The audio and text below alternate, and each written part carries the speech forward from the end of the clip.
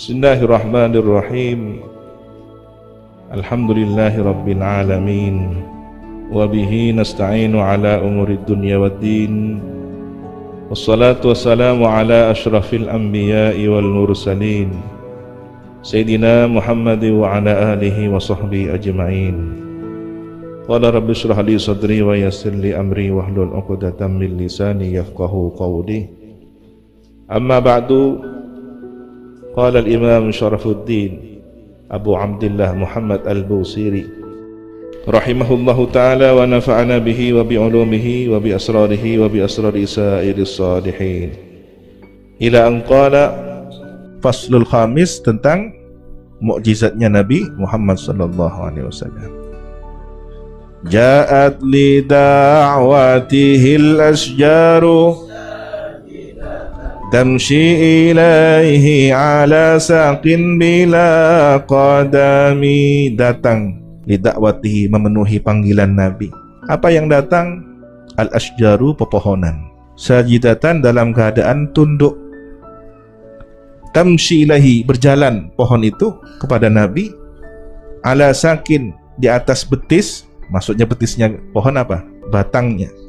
Maka batang pohon diumpamakan betis. Bila qadamin, tanpa kaki. Kenapa? Karena ke dalam tanah, tidak kelihatan ya, seperti manusia yang kakinya masuk ke dalam tanah. Nah, akarnya di dalam tanah. Ini ikut dengan akarnya datang, merunduk secara hakiki. Jadi bayangkan ada pohon bisa melengkung, menut, seperti orang merunduk begitu, demi menghormat panggilannya Nabi. Maka kemudian ka'annama satran lima furu'uha min badi'il khatti, seakan-akan jalannya pohon yang lurus itu membuat bekas di tanah. Satorat, menulis, menggaris. 5 katabat, terhadap sesuatu katabat yang menulis. Furu'uha, cabang-cabangnya. Jadi pohon ini seperti tangan yang menulis, seakan-akan menulis. Bil laqami, dengan apa? Bil laqami, tengahnya jalan itu. Jadi kalau jalan pas tengahnya lurus. Nah, ini perumpamaan yang indah. Kejadian mukjizat bahwa pohon dipanggil oleh Nabi, jalan mendekat pada Nabi sehingga membuat garis di tanah. Itu seperti tulisan, buat garis, menunjukkan apa? Tanda, tulisan, ayat tentang mukjizat Nabi Muhammad SAW. Ini perpaduannya antara bahasa sastra dengan kejadian nyata. Ini kalau tidak punya perasaan yang tinggi tentang sastra, sulit menggabungkan, ya, memainkan keindahan kata-kata. Pohon saja dipanggil Nabi lurus, ya. Bagaimana kita umatnya Nabi kalau dipanggil oleh Nabi untuk mengikuti agamanya? Jangan belok-belok.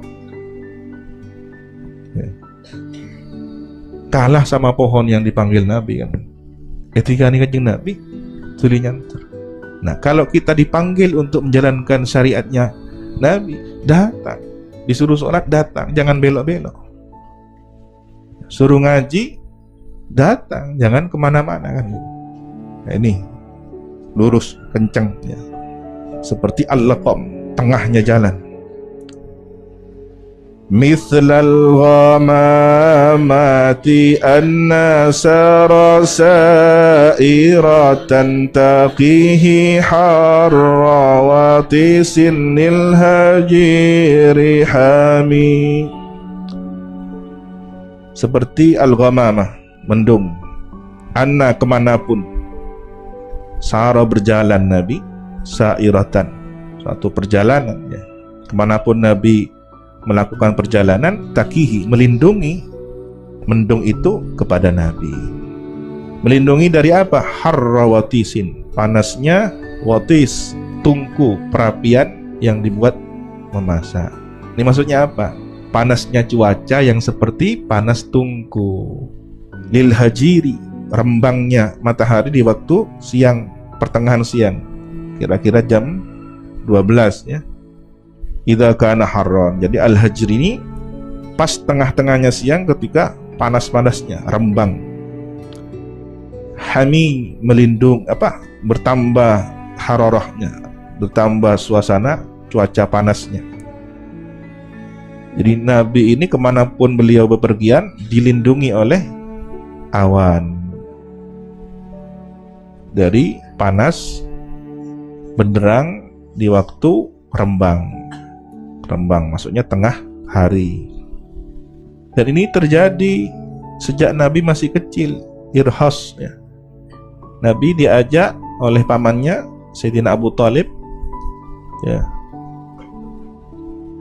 Waktu itu juga tokoh-tokohnya Quraisy ikut mendampingi juga satu perjalanan ke Syam.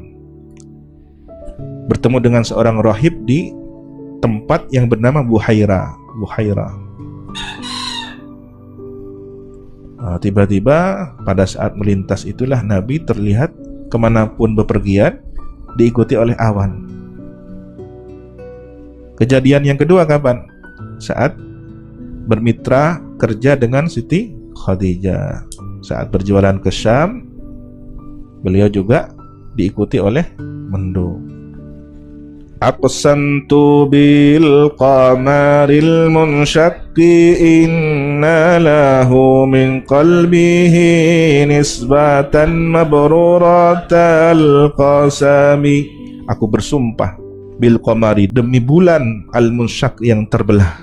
Inna lahu, bahwasanya bagi Nabi itu min qalbihi, dari hatinya, nisbatan, dinisbatkan. Mabruratal qasami, mabrura berasal dari mabrur, yang benar, tidak berdusta.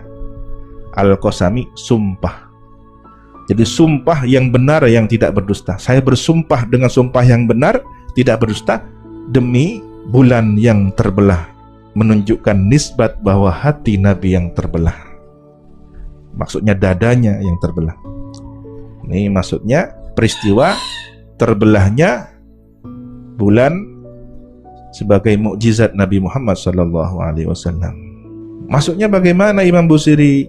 Beliau bersumpah dengan surah Al-Qamar, yang di dalam surat Al-Qamar itu menerangkan tentang terbelahnya bulan karena mukjizat Nabi Muhammad. Jadi terbelahnya bulan itu seakan nisbat kepada terbelahnya dada Nabi untuk disucikan,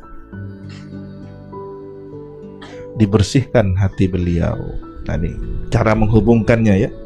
Satu mukjizat terbelahnya bulan dihubungkan dengan terbelahnya dada Nabi, yang kemudian dibersihkan dari tempat berpotensi setan berada di situ.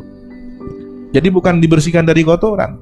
Nabi sudah bersih, tapi Allah tunjukkan dengan mengutus malaikat Jibril dan beberapa malaikat mendampinginya, diperlihatkan kepada orang-orang ya, saksi sejarahnya, saudara-saudari rotok Nabi, putra-putrinya Sayyidatuna Halimah As-Sa'diyah menyaksikan peristiwa itu. Umur 10 tahun juga dibersihkan lagi. Umur menjelang 40 tahun ketika akan menerima wahyu. Kemudian menjelang Isra Mi'raj 4 kali. Bukan karena kotor, tapi sebagai penguat bahwa Nabi benar-benar bersih. Secara kasat mata ditunjukkan. Nah, hubungan antara terbelahnya bulan dengan terbelahnya dada beliau dihubungkan dengan bahasa yang indah. وَمَا حَوَى الْغَارُ مِنْ خَيْرٍ وَمِنْ كَرَمٍ وَكُلُّ طَرْفٍ مِنَ الْكُفَّارِ عَنْهُ عَمِي. Wama, dan sesuatu hawa yang menghimpun, mengandung, al-gharu gua. Hawa itu menghimpun atau mengandung. Min khairin, ini orang yang baik, siapa? Nabi. Wa min karamin, dan yang dermawan, siapa? Sayyidina Abu Bakar. Wa kullu tarfin, dan setiap mata minal kufari, dari orang-orang kafir, anhu, terhadap Nabi, ami, buta, tidak melihat ya. Tidak melihat Nabi, tidak melihat Sayyidina Abu Bakar. Subhanakallahumma wa bihamdika asyhadu an la ilaha illa anta astaghfiruka wa atubu ilaik. Wa sallallahu ala sayyidina Muhammadin wa ala alihi wa sahbihi wa sallam. walhamdulillahi rabbil alamin.